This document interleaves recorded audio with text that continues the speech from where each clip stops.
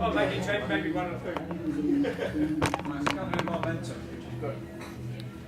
For those that weren't here 3 years ago, or haven't seen the YouTube videos, Colin Rolfe kind of came up from the South Island and it kind of launched it all really, because it was an idea that was buzzing around in my mind, and I didn't really have the mana to lift it, and he came up and did it, and it was really good to see. And if you weren't aware, he's sadly passed away, so I thought it might be a nice thing to just have a moment's silence to think about the things he's done, and the inspiration he's given to lots of people, and the legacy he's left. So I thought that'd be a nice way to start.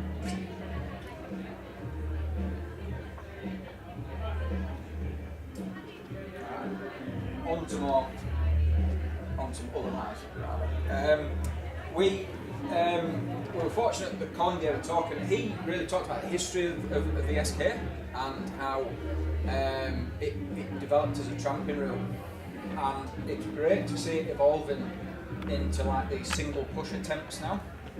But I also want to acknowledge the fact that it started life as a tramping route really, and it was built upon people gave it a good go. I think Gary Goldsworthy was the first to give it a really solid push, and in Colin's words, if the Daft Punk had a run of it, they'd done it under 24 hours. I think it was like 25 and a half, and then Colin went and did it in 23 in 1995. So I think this kind of 24-hour target's really good, and I was just saying to some of the lads here, I'm quite in awe of the enthusiasm for Tarn Ridge and Valleys SK, because much to my embarrassment, I've never been down the valleys, and I've never been down Tarn Ridge, and it's something that now that momentum's gathering, I can see myself getting infused about that. So this No Sleeps for Kaitoki idea, I think, is a really cool thing. Yeah, so we're here to just kind of reflect and what's this? What do you know? Right. Alright.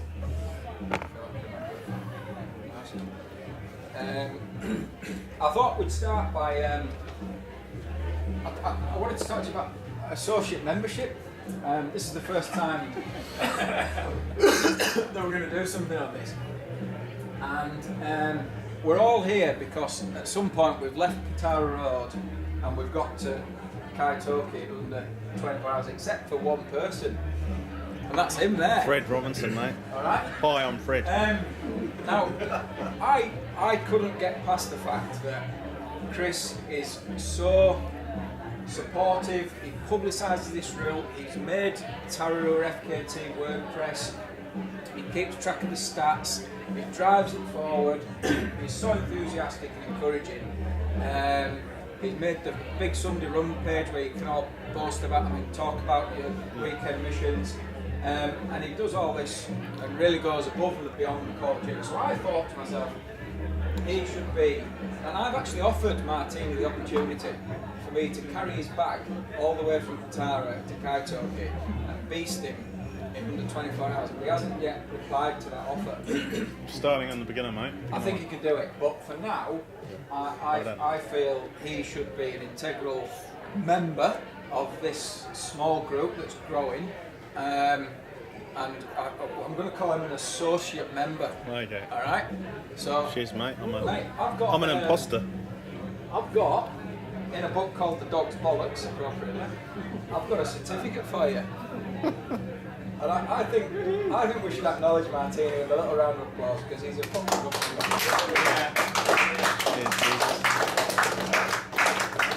And there is certificate 1 of associate membership. Cheers. I'd rather.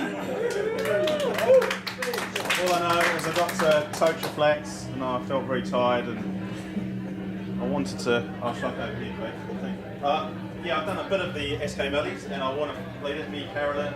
Do you want this? And then, stand here. Yeah. I've done half the valleys and it's. Essentially, I'm really enthusiastic about the route. I think it's a message that. I don't know, it feels it almost gets obsessive at times. I don't know why, I just love it. I think that the reason I love it is because I get bored with more 9-to-5 existence, you know, like working and going home. And it's a bit of adventure. It's like, I reckon it's like a little bit of a mountaineering adventure for the layman. You can rush off, it doesn't cost anything, but at the same time, it's, you and you guys know, it's bloody epic, you know. I've done the 2-day SK main range and I realise what you guys are doing. I've just got a slice of what some of you main ranges have done. It's just unbelievable. Only the people that have done it know what they've done. But Chris said it's akin to the BG. So it's got the same concepts. It's appealing to the masses now a little bit to an extent. It's capturing people's imagination. And I think it's just really neat and I love it. And the website's got 60,000 hits from about 60 countries. So it's gaining international traction. Well, there's mainly us guys that are doing it, or you guys that are doing it. But I think, like Chris was saying, I think potentially could be something that could live on. I think it probably will now, hopefully. And it's just going to go from strength to strength. And of course, it's brutal out there. And that's the thing we've got to be aware of. If people start coming into the region, we've got to make sure they realise what they're dealing with. You know, like Barrett went up tonight, bailed quite quick, you know, when they just saw the high winds. So it's proved out there. So, but therein lies the challenge as well, because it's so tough. Like mountaineering, it's so rewarding, I assume, to get to that Kaitoki. But no, I'm just watching all of you guys. But yeah, I'd like to do the valleys, so I'd like to be here on the Barretts at some point. There's more. Thanks, mate. Yeah, okay. Carry on. So I sincerely hope this thing's going to grow and it's going to live, and I think it will now, to be honest. So I think this associate membership is going to grow as well, and I think it will be an integral part of the whole thing. Right now, the next new thing before we get, you're going to talk, aren't you? No, like I said. So you can be next because this bit is related to you. I was chatting to Paul and a few other people, and we decided that we wanted to acknowledge basically Nails people who do something which is more arduous than a main range SK. Alright? Now that, for those that have done that, it's pretty tough. And we thought of a few ideas for it. And I got chatting to a fella and he told me about these sort of mythical Patu Paiarihis. And I'll talk to you a bit more about that in a minute. But we've got an award, and it's going to go out this year, but it may not be awarded each year because it's going to be one of those cool things that someone might not do anything that's harder in our view than a main range SK. So tough, the trophy doesn't go out. And I've got a mate who's a local artist, and his cousin is carving as a Tonga, and he had 5 weeks to do it, and then he rang up and said, "Oh, be ready for next year." So we haven't actually got anything. He's got a lovely piece of kauri apparently, and there's going to be a Patu Paiarihi. Now, there's a bit about them there, and I particularly like this bit. Fairy-like creatures of forests and mountaintops, right? Regarded not as people, but as supernatural beings. Now, if that doesn't fit the bill of someone who really leaves Patara Road at midnight or something, and cracks on for another 24 plus hours, seldom seen, an air of mystery and secrecy. And I just read that and I thought, that's the sort of image for this award. Generally found deep in the forests or on mist-covered hilltops. So we've got this carving coming, and it's going to be a plaque award, and it's going to be given to someone who we think has done something seriously hardcore over and above a main range SK, and on the plaque will be the name of that person with a brief synopsis of what they've done. And I think you know where I'm going with this because Tim, your 1500s this year was over and above a main range SK and very, very good. So this award's for you this year. You might keep it for a long, long time unless someone steps up and does something nails. I hope they do. But yeah, I think it's having something like that. Yeah. Sort of just keep that brand to. So let me chase my mate Ian up, and you've got a nice carving coming. But I think that's an opportune time to pass over to you. Alright, mate.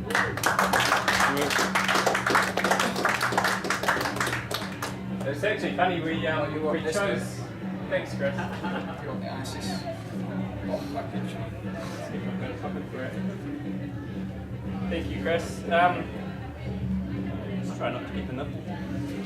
It's actually funny because we had an adventure race that Jamie Stewart set up at the start of this year in Mataura's, and we had to come up with a team name, and I've been searching through the readings that I've done on the Tararus, and I seem to remember something about these fairy folk. It's a Pāti Pārehe that I came across, and the story has stuck with me because I think Dave Allen, who's not here tonight, but he's also well worthy of being in this room, he told me about this lake that these fairy folk had retreated back to from the Wairarapa to escape other tribes, and so the legend started.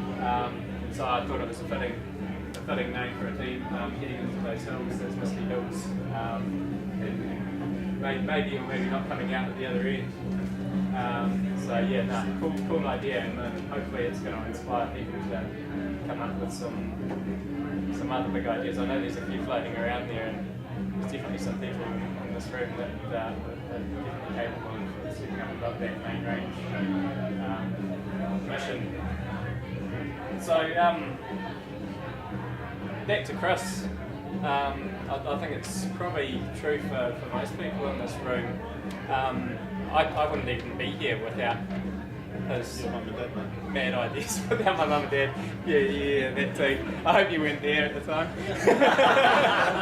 I'll be proud, mate. I'll be proud. There will be a better place than Sutton. Things might get a bit awkward. Yeah, no, but I still hark back to the message. I've said this before, that I got from Chris after my first day ringing Undulator. Sent me a part of an email conversation between Chris Swallow and I think it was Grant Guys, talking about their recent SK, and I'd heard whispers about what these guys had done, but until you've got into those hills and had a look at what it's all about, you've got no idea what you're getting yourself into. And I think that's the magic thing about how this group has grown. I think when I was looking at doing the main range, there were 5 people that had done it under 24 hours. This was 3 years ago. And nobody had done it solo unsupported. There's not a lot of information about it, and now 3 years down the track, you've got 15 people, I think it's 15 people have done the main range. We've just had a massive assault on the valleys, which is awesome because those valleys, they're hard, man. And then Tarn Ridge, and I think Tarn Ridge is one that anyone that hasn't done it should put on their radar because to me it was my favourite out of all of them. It's a big mountain route, there's not nearly as much track and there's no mountain ridge at the end of it. So yeah, no, I think it's just amazing to see how this has taken off.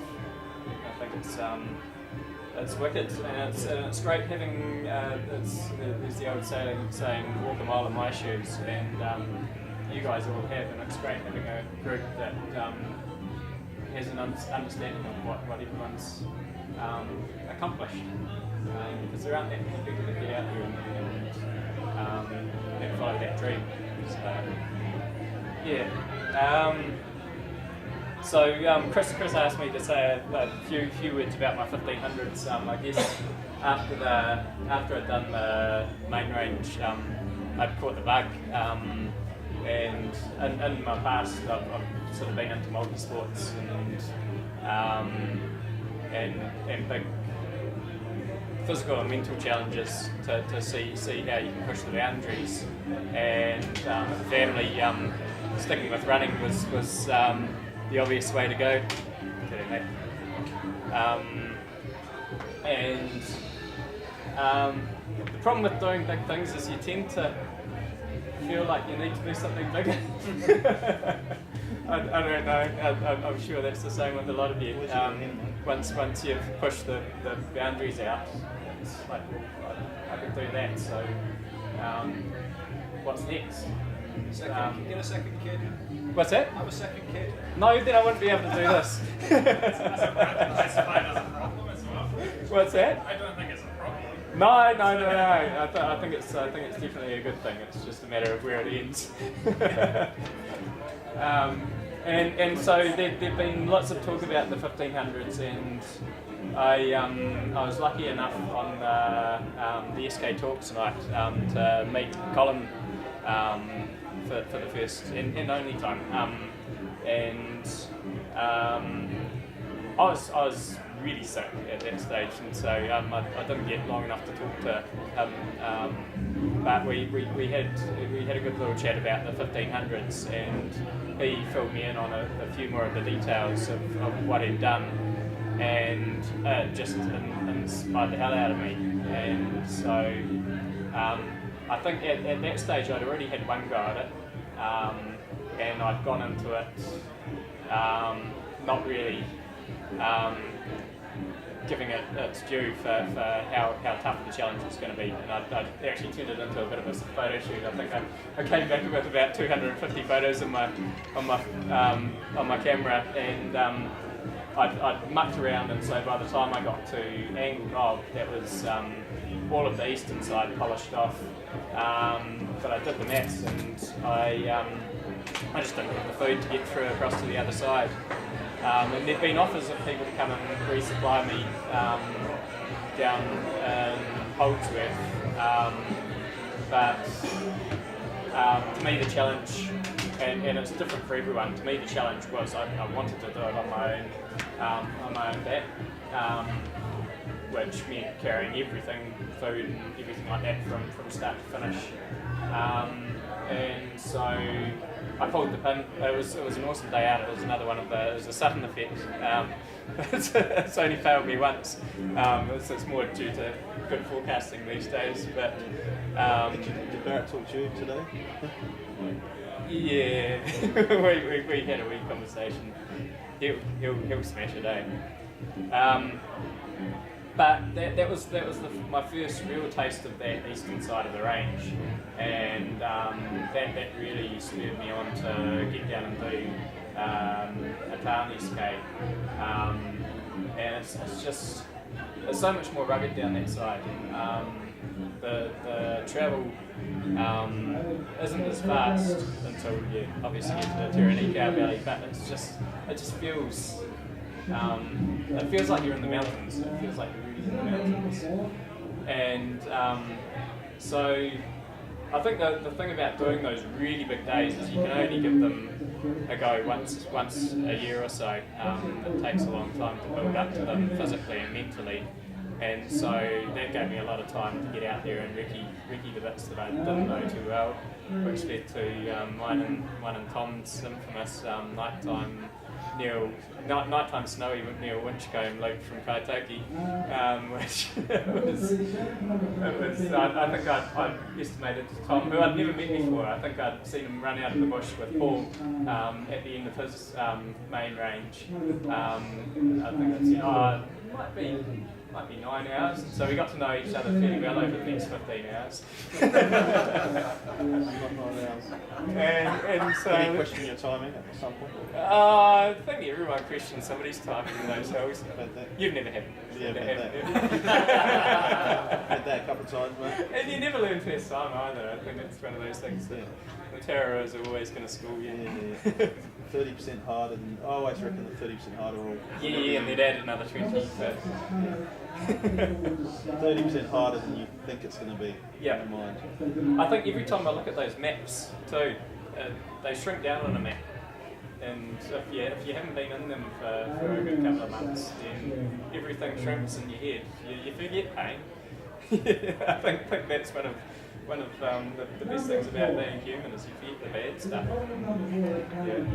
Yeah, keep on going back. And so I went in for I got probably the fittest I've ever been was after the A100, and so I lined it up for the second time after the A100, and I just got soaked beforehand and went in knowing that I was trying to talk myself into thinking that I was over it, and I think that's where I look at roll with his bellies. He pulled the pin early. He knew that it wasn't on, and went back and smashed it a month or so later. I learned a valuable thing from that, and I learned a valuable thing about my second attempt. You listen to your body, and if it's not right, they're big hills, they're not going anywhere, but they're also going to smash you if it's not right.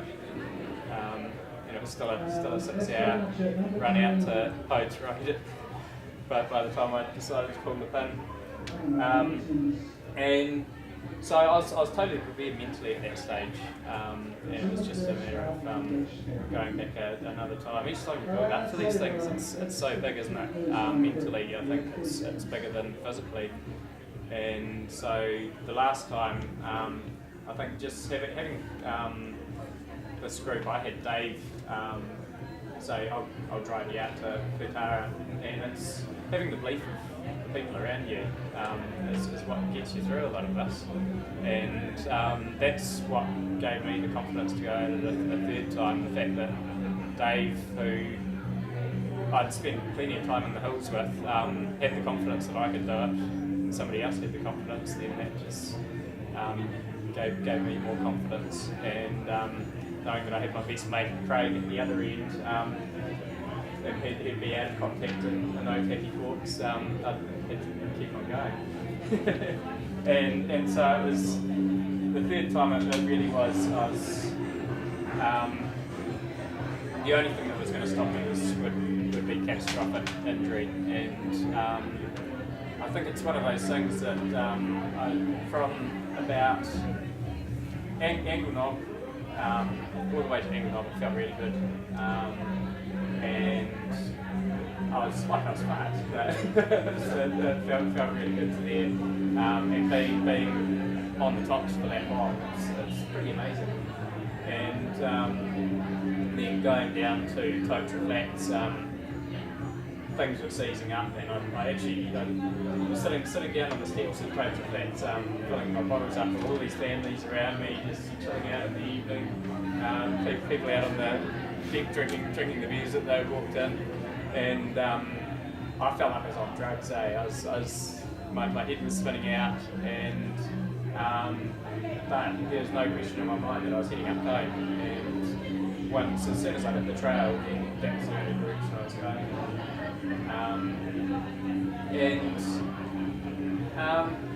I don't know. As you know, I got to the end, and I think the fact that I had to really work for it, it didn't happen the first time, it didn't happen the second time.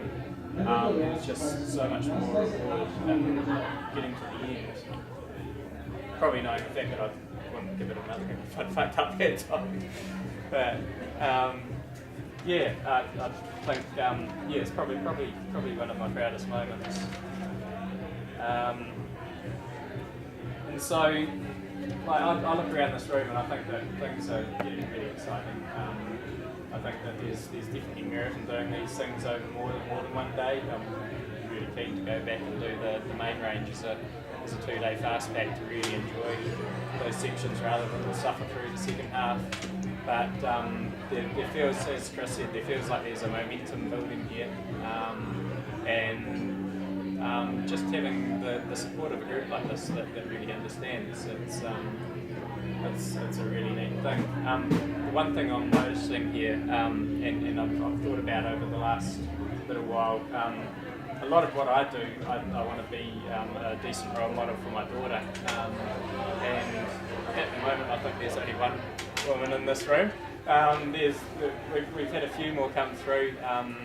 Lou smashed the main range. Jean smashed it. Then we've had some in the valleys. Marianne. In the valleys, Marianne Lani. and Lani, yeah, in the valleys. But I think we should set ourselves a goal as a group to bring some more women into this, and Martha, sorry, and to try and encourage more women into this group, and make it a welcoming environment, because I want to see I'm not going to push her in this direction, but I want to see my daughter wanting to get involved in things that the boys are doing. So yeah, I think those are my parting words. Yeah, well done, mate. Cool. Good call, mate.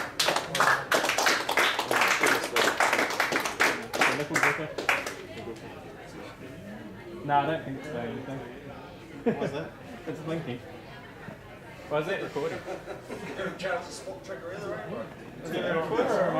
Hopefully it is. Oh, it's got a microphone. No, is that what you mean? Yeah. Hello. Hopefully it's working. Heather. Just flashing me on. Hopefully I'll plug it right.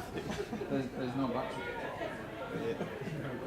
Hopefully it works. So I didn't have an introduction. I'll think to it. Yeah, well said, Tim. And I think we'll all agree that we're a worthy recipient of this inaugural award. And yeah, inspiring stuff. I really hope your effort and the fact that, not that we do this for extrinsic motivation, but the fact that there is a mine and a mentor at the end of it might see a few more hardcore attempts. And the good thing about things like this, for a lot of people, valleys, tarn, and main range could be their ceiling, and it might just be the beginning of other things. All right, and whatever floats your boat. But some people do main range and think it's not hard enough, and yeah, good to move on. Now talking to the main range, I've got 2 certificates. One's for Greg Clark, who's not here, but you'll see his face on the screen a lot. He's number 15 to the small membership group of people who've done the main range under 24 hours. He's also knocked off Tarn, Valleys and SK main range in the same season, as has Paul Helm, who I think, this is not in terms of being trying to be offensive, but you're now a super vet, is that right? Is that the official term?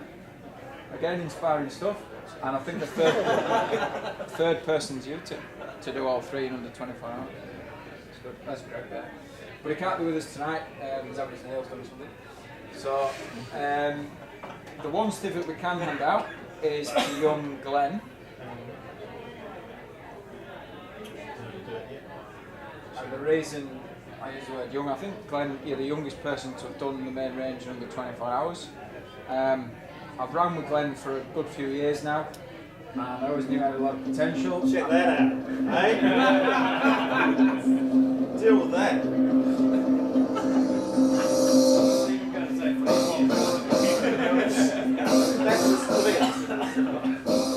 This was just a training run. Training for God's sake. That's you, mate. You got the eye of the tiger. It's meant to be for your hand on that. All right, no, I'll give you that. As you can see, this is well rehearsed. I recall the first time I ran with Glenn in the Tarrows, myself and Sherman. Sherman was in good shape. I was in good shape, and we did the Southern Crossing with Glenn, and we knocked off. That was my first time in the Tarrows. And we're not talking about 6 hours. And this young fella just took off up the marching, and I remember phoning him thinking, when's he going to slow down? And he kind of did a little bit towards the end, and then slept all the way back to town as me and Sherman just rabbited onto it. But I thought, the young fella's got potential. And the way he approached this, did it in his own way. That's true. He took off at, was it 9 PM? Just after? 9 PM. Which, apart from Tom Middlemiss's attempt, which kind of didn't end so well, it really threw the sort of cat amongst the pigeons of the right way to do this. Because everyone else had set off in the early hours, the logic being you kind of get through the gnarlier terrain in daylight, and then you've got the marching in the dark, which is not too bad, you can't see where you're going. But Glenn did it his own way, and he absolutely smashed it. So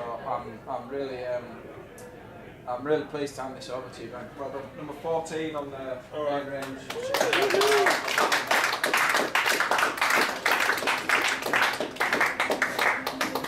This